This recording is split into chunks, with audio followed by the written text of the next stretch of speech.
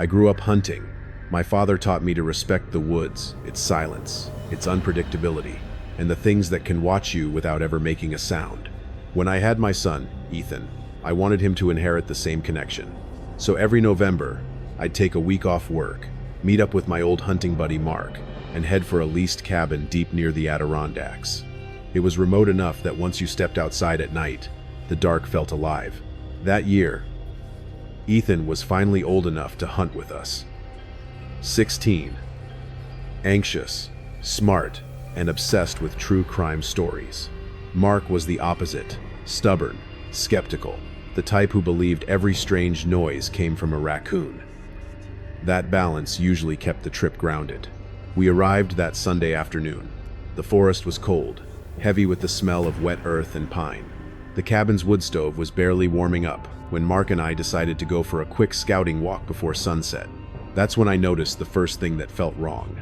On a birch tree, tied higher than most people would bother reaching for, was a small flag of synthetic fabric. Not the state-issued neon kind surveyors used. This one was dark magenta. A precise square knot held it in place. "Someone's been back here," I muttered. Mark snorted. "Probably some lost hiker marking their way. College kids get themselves turned around all the time."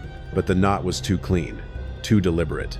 It was like someone wanted it to stay exactly where it was, untouched, until the right person found it.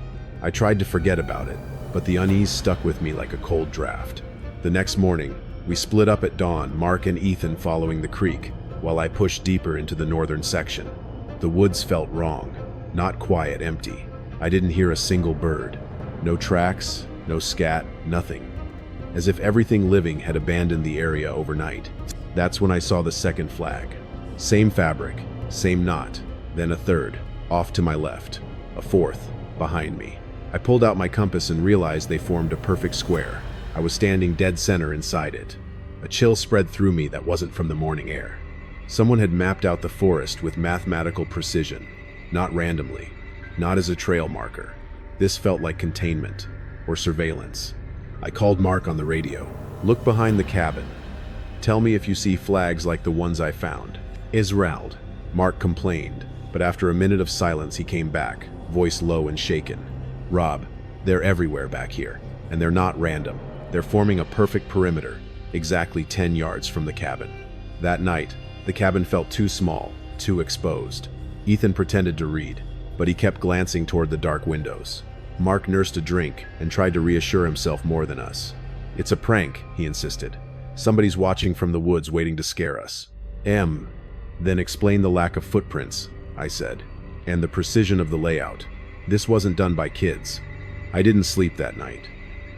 The silence felt almost deliberate, like the forest itself was holding its breath. Around midnight, I stepped out onto the porch for some air. The whisper came from somewhere within the grid. It wasn't a voice exactly, more like a breath shaped into a sound that almost became a word. Then again, closer, brushing the tree line, like silk sliding across stone. No language, just a presence. "Dad?" I jumped when Ethan appeared in the doorway. "Go back to sleep," I whispered, even though I knew neither of us would. Morning felt like a deadline. Whatever was happening wasn't random. The flags around the cabin were too close. Someone wanted us inside a controlled area. Mark tried to make light of it over coffee, but eventually we agreed to examine the perimeter in daylight. We set off with rifles in hand. This wasn't about hunting anymore. At the base of the first tree, Mark pointed out something I missed. A circular, perfect depression in the moss. Not footprints. More like something heavy had rested there and lifted straight up. No trail leading to or from it. We found the same mark under every flag. Then we found the wire. A thin metallic thread attached to one of the flags, disappearing into the bark like it had been implanted. I cut it with my knife, and my radio exploded with static. Then came the whispering, distorted, fast, layered, like dozens of voices overlapping, speaking in a smooth, unfamiliar rhythm. Not human, or too human, but wrong. "Turn it off, Rob," Mark yelled. I crushed the radio under my boot. The voices stopped instantly. We'd just broken something of theirs. We cut deeper toward where I found the first square. That's when we noticed the new flags, yellow ones, forming a spiral, around a huge hemlock tree. The air was colder near it, unnaturally so. Carved into the moss at the tree's base was a symbol. Sharp, asymmetrical lines, forming a distorted circle. Drawn in dark, dried blood. Human-smelling blood. Tangled in it were short clumps of coarse black hair. I staggered back. We're done. We're getting Ethan and leaving. Then something clicked overhead in the trees. A loud mechanical snap. We ran. We tore through the woods to the cabin. Ethan opened the door, pale and shaking, staring past us. "There's a note," he whispered. A small yellow square of paper was tucked under the handle. The handwriting was elegant, calm. "Your geometry is sound. Please do not disturb the specimen." My stomach dropped as the meaning hit me. We weren't studying anything. We were what was being studied. We grabbed our gear and got out of those woods without looking back. The police found nothing. No flags, no symbols, no disturbed earth. But I know what was there. And sometimes, late at night, when I look out the window, I swear I can see that same magenta fabric tied perfectly on a distant branch waiting for the grid to form again. We didn't speak much during the drive home. Ethan sat stiffly in the back seat, staring out the window like he expected to see something pacing the truck through the tree line. Mark gripped the wheel with both hands, the knuckles of a man in denial. I kept my rifle across my lap, feeling ridiculous and terrified at the same time. We made it home without incident, but the fear didn't stay in the woods. It followed us. Sleep came in shallow bursts. Every time I drifted off, I heard that distorted whisper coming from behind my ear, or from outside the window, or from the tree line behind our house. I told myself it was memory, trauma, imagination, but deep down I knew the truth. Whatever had been watching us inside that perfect geometry had not stopped watching. The police filed our report and dismissed it the next day. "Probably kids messing with you," the officer had told me. "Flags blow away, animals drag things, symbols are pareidolia." He said it all without looking up from his clipboard. Mark tried to bury himself in normal life again. He'd call me now and then to insist it was all some complicated prank, but every time he tried to convince me, I could hear the strain in his voice. The disbelief was cracking. Ethan didn't speak about it at all. Weeks passed, but I couldn't shake the instinct that something was wrong. Every time I walked into my backyard, I checked corners. I scanned for splashes of magenta fabric. I constantly felt like someone was measuring distances I couldn't see. And then the night terrors began. I dreamt I was back in the woods, but the forest was silent, frozen, every tree evenly spaced like an artificial grid. There were no leaves, no animals, just geometry, perfect geometry. And in the center, the hemlock tree with its spiral of flags.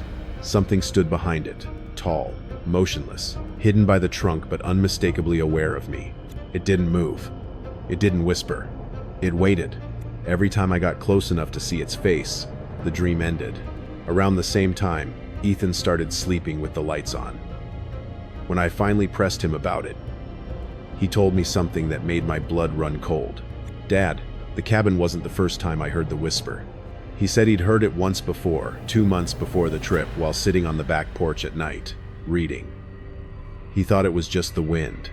But when it whispered again at the cabin, the tone, the cadence, the faint layered quality, he recognized it immediately.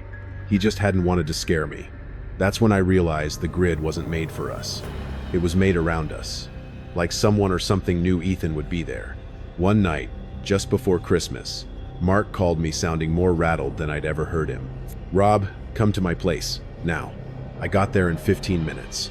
He met me at the door with a flashlight in one hand and a shotgun in the other. "Look," he whispered, leading me into the backyard. Pinned to the trunk of a maple tree was a small piece of pale yellow paper. Same thin, crisp paper as the note on the cabin door. Same handwriting. Same ink. This one wasn't a message. It was a diagram. A perfect square, 60 yards per side. Markers on each corner. Below it, boundary compromised. "Rob, what does that mean?" Mark whispered. Before I could answer, something cracked.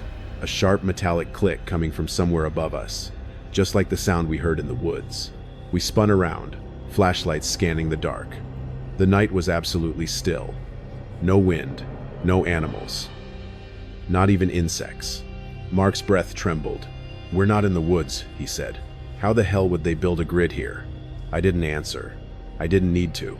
Deep down, part of me had expected this. The woods weren't a location. The woods were a test chamber, and we had been removed from the chamber, so the chamber simply followed. I tore the paper from the tree, and we went inside. Mark poured 2 whiskeys with shaking hands. Neither of us touched them. "They're setting up something," he muttered. "Reconstructing the experiment. Or continuing it," I corrected quietly. Mark's face twisted. "Why us? Why your son?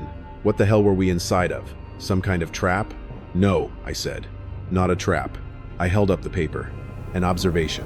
The last incident happened 2 months later, and it was enough for me to make decisions I never thought I'd make. It was early morning. I went outside to warm up the truck for work, and as I reached for the door handle, I froze. A magenta flag tied with that same perfect military knot was secured to my side mirror. I didn't touch it. I looked around slowly. The neighborhood was quiet, normal. Snow covered the lawns, untouched except for the usual footprints. There was nothing out of place, except the geometry.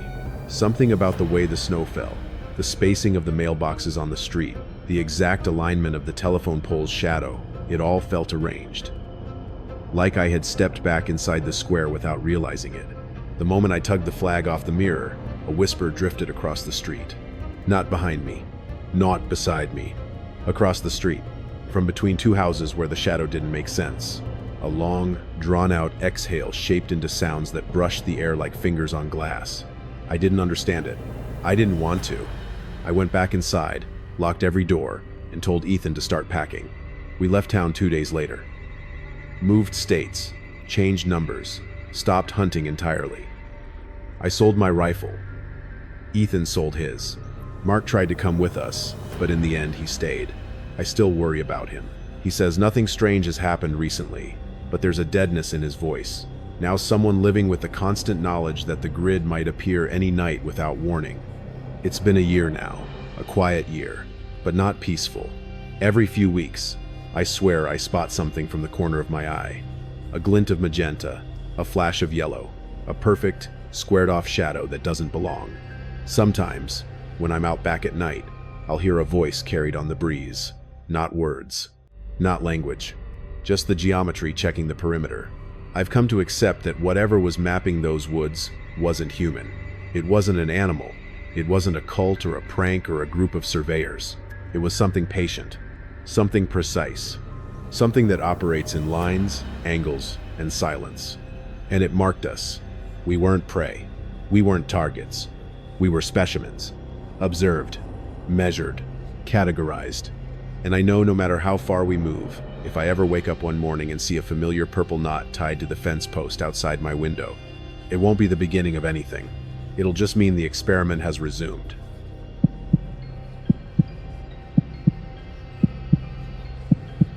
This next story comes from a hunter named Alex Marin. Alex is an EMT from Colorado, and he submitted this account last winter. It's a story that perfectly illustrates how silence can become the most terrifying sound in the world. I've always chased the feeling of absolute isolation. As an EMT, my days were packed with noise, panic, and the chaos of other people's emergencies. My annual elk hunt in the San Juan Mountains of Colorado was my detox. Just me, my old Springer Spaniel, Chief, and 2 weeks of air so clean it felt sharp in my lungs. My father built the cabin years ago on a small, unmaintained private plot deep in the national forest. It was rustic, no plumbing, and the nearest logging road was a 2-hour hike.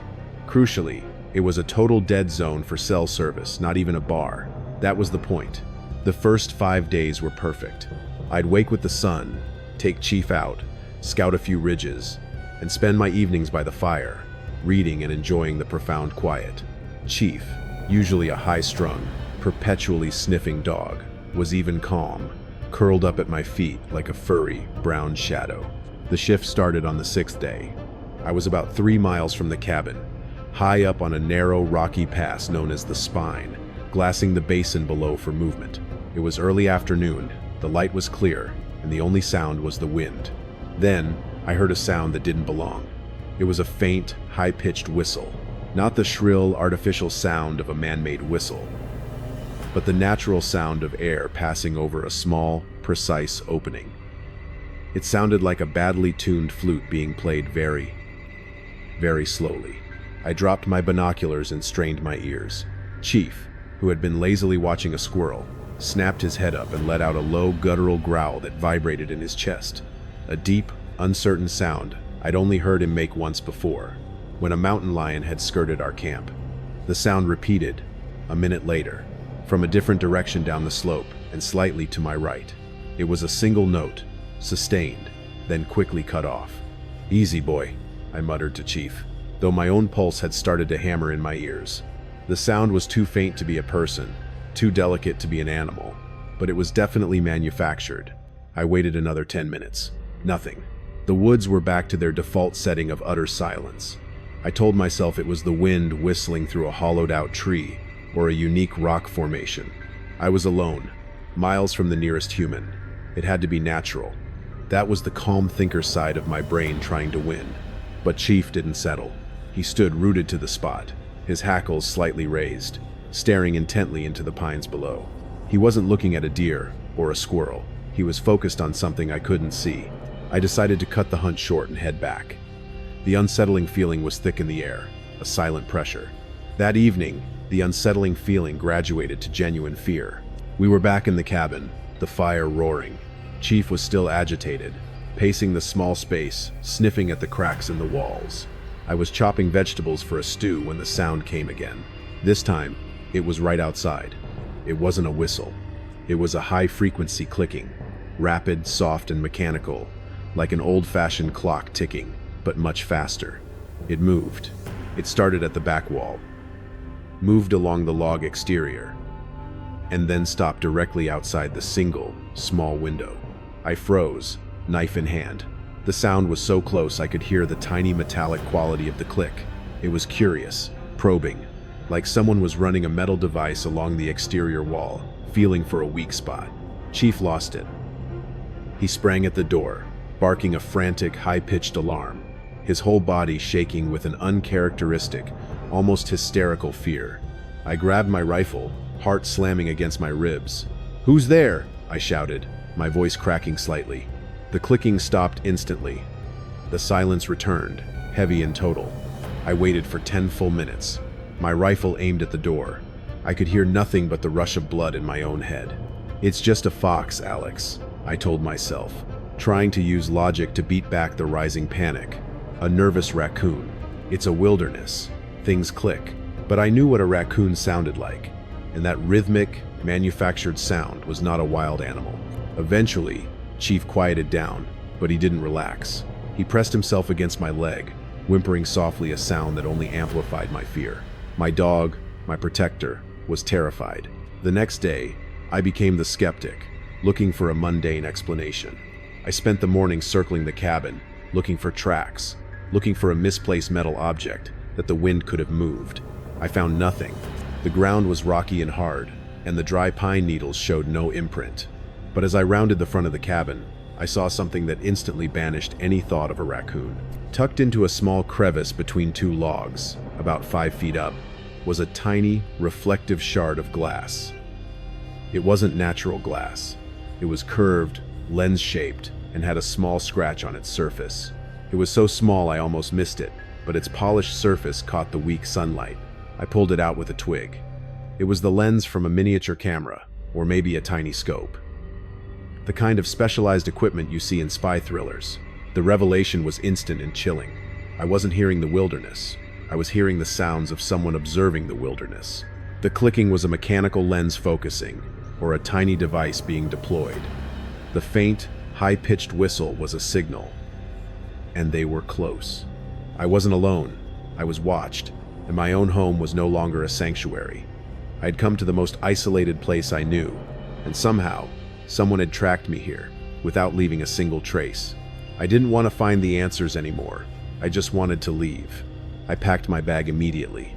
I threw my gear together with the frantic energy of a man on fire. I loaded the rifle, grabbed Chief, and headed for the 2-hour hike back to the truck. I didn't lock the door, I just ran. We had been hiking for about an hour, moving fast along the game trail I knew by heart. The adrenaline was a cold, sharp feeling in my gut, fueling my legs. Chief was running ahead of me, his normal hunting excitement replaced by a desperate, silent drive to escape. The sun was dipping, and the long shadows of the pines were beginning to stretch and distort the familiar shapes of the forest. I was crossing a small, noisy creek, the sound of the rushing water loud enough to temporarily drown out the sounds of the woods, when Chief stopped dead on the opposite bank. He turned, his body low to the ground, and looked back into the trees we had just left. He let out a single, sharp bark, not of alarm, but of focused attention. I stopped, my lungs burning. "What is it, boy?" Then I heard it. A sound that was absolutely, definitively human. It was a soft thump. The sound of a heavy boot landing on pine needles, and then immediately settling.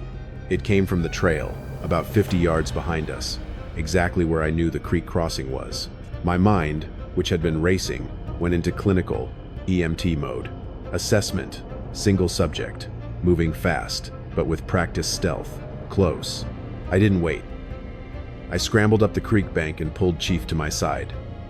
"Stay," I whispered, aiming the rifle back down the trail. The seconds stretched into eternity. I could hear the wind, the creak, the frantic beat of my heart, and nothing else. No snapping twigs, no heavy breathing, no rustle of clothing. Whoever was back there was a shadow. And then, I heard the single, most unnerving sound of the entire terrifying encounter. It was a quiet, melodic hum. It wasn't a tune. It was a simple, sustained that vibrated softly in the air. It was a sound a parent makes to a child to let them know they are near, or a person makes when they are deep in thought and completely at ease. It was a sound of absolute, tranquil patience. The sound made the hair stand up on my arms. The man, and I knew it was a man, was not hiding. He was announcing his presence in the most unnerving way possible. He was letting me know that he was following, and that he was completely, terrifyingly relaxed about it. I broke and ran again, pushing my body to its absolute limit.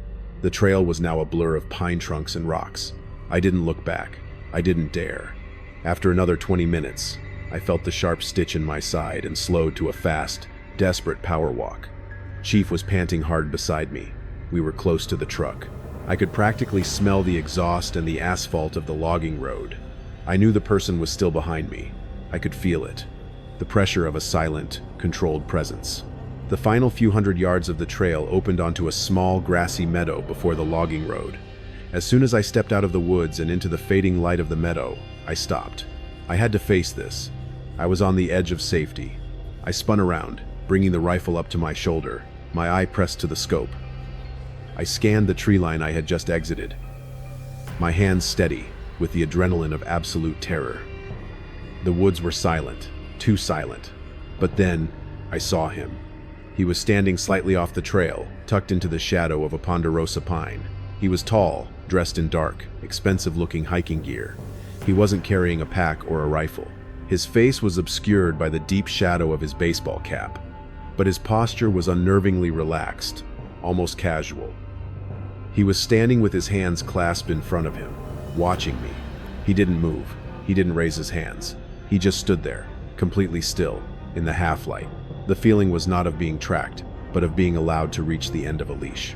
I could feel my composure cracking. "Who are you?" I yelled, the sound flat and desperate in the large meadow. "What do you want?" He didn't answer.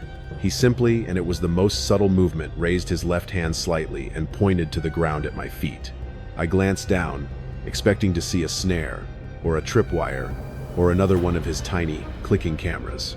There was nothing, just the dry, brown grass. I looked back up at the man. He was still pointing. Then I realized he wasn't pointing at the grass. He was pointing at Chief.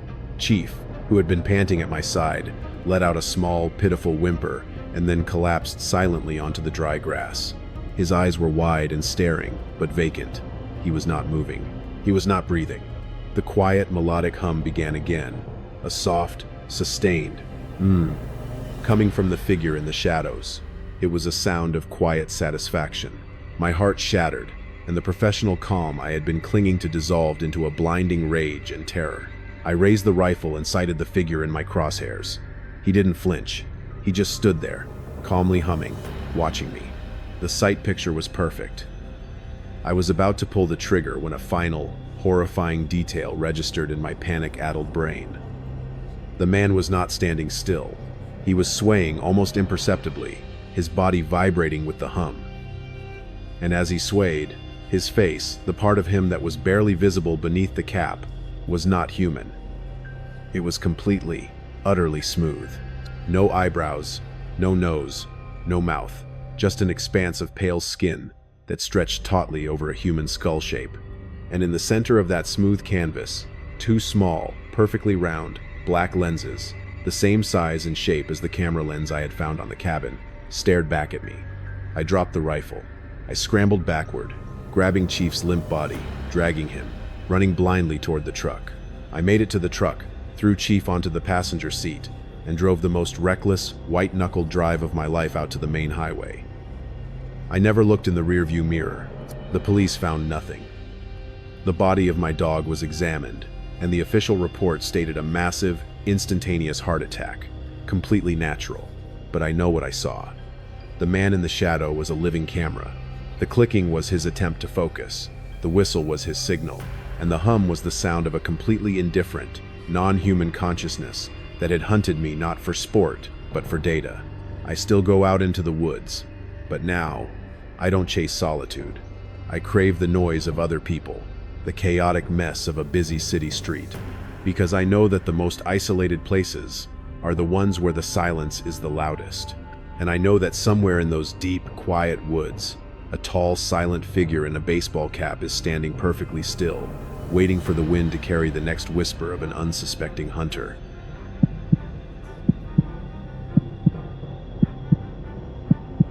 This last story was submitted anonymously, simply signed, The Logger.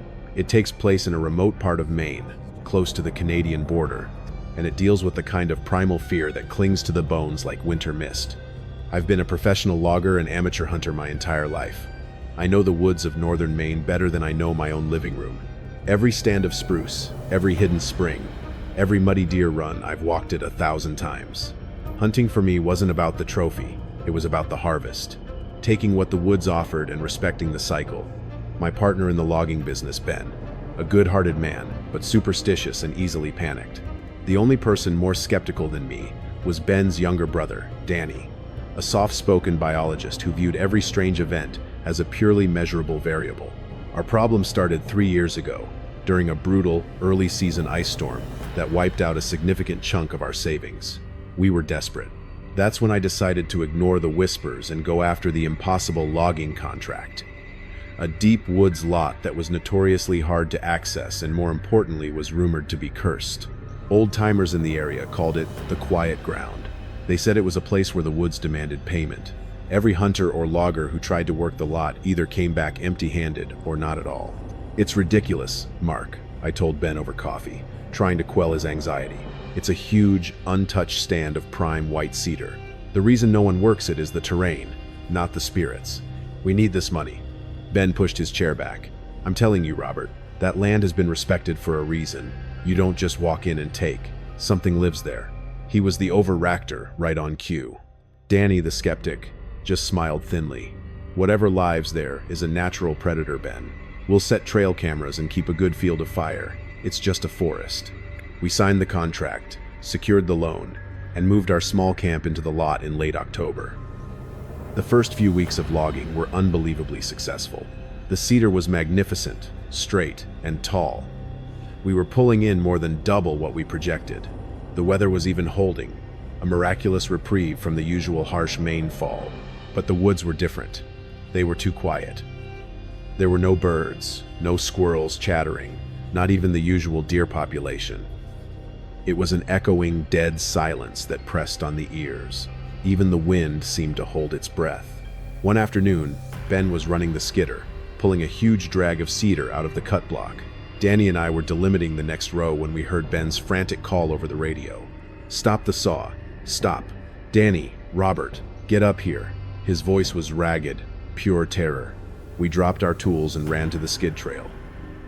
Ben was standing beside his huge machine, shaking, pointing a trembling finger at the trunk of a massive, ancient pine that had been designated as a boundary marker.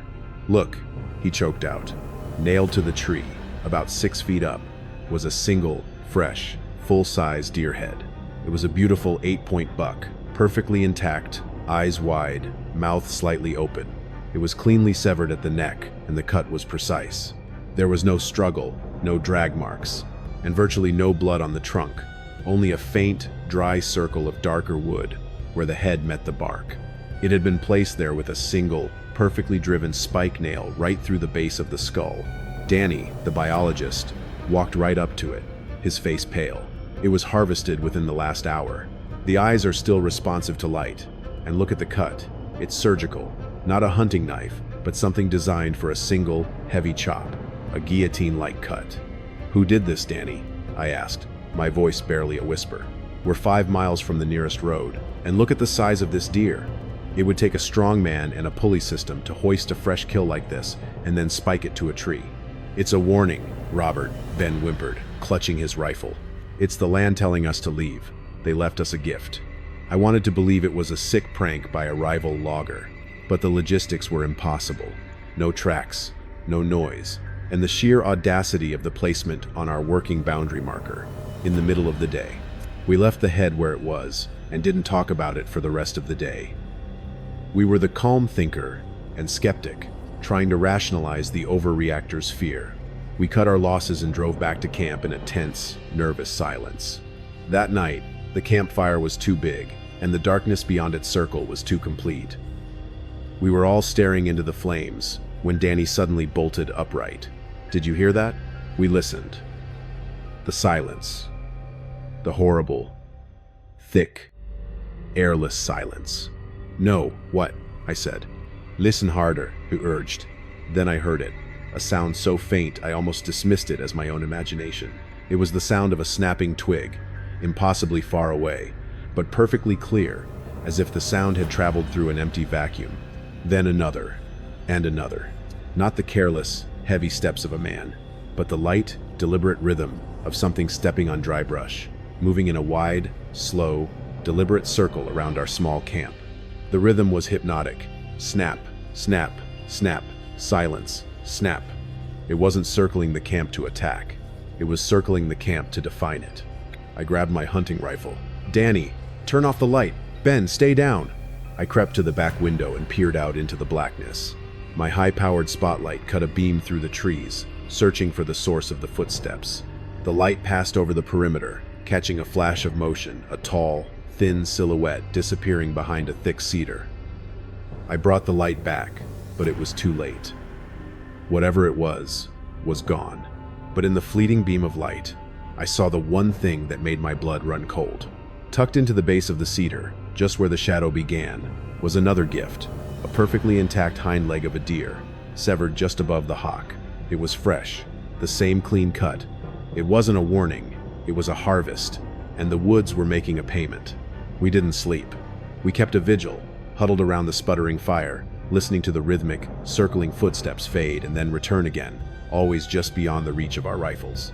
The fear was no longer a matter of being attacked. It was the psychological terror of a presence that was playing a cold, patient, and methodical game. The woods were giving us back pieces of the deer we hadn't killed, a dark, mirroring ritual of the harvest. As the pale, gray dawn arrived, the footsteps stopped. The deep silence of the quiet ground returned. "We're packing up," I announced, my voice hoarse. "Contract, be damned. We're leaving the skidders and the saws and we're hiking out. Now." Ben, surprisingly, was the calmest.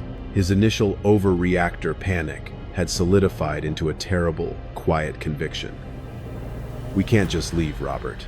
It won't let us. That deer head, it was a payment. If we run, we forfeit, and then it takes something else." Danny, the skeptic, was rubbing his temples. "Ben, that's just superstition. We have to be practical. Whatever it is, it's intelligent, it's strong, and it's playing mind games. We need to leave before it stops playing and starts acting." I agreed with Danny. The psychological element was the weapon. We started the frantic process of loading up only the essentials: rifles, food, water, and our keys to hike the 5 miles to the truck. We had just locked the cabin door when I noticed the third gift. Tied with a piece of dark synthetic twine to the cabin doorknob was a small, perfectly carved antler tine. It was smoothed, polished, and felt unnervingly warm in my hand.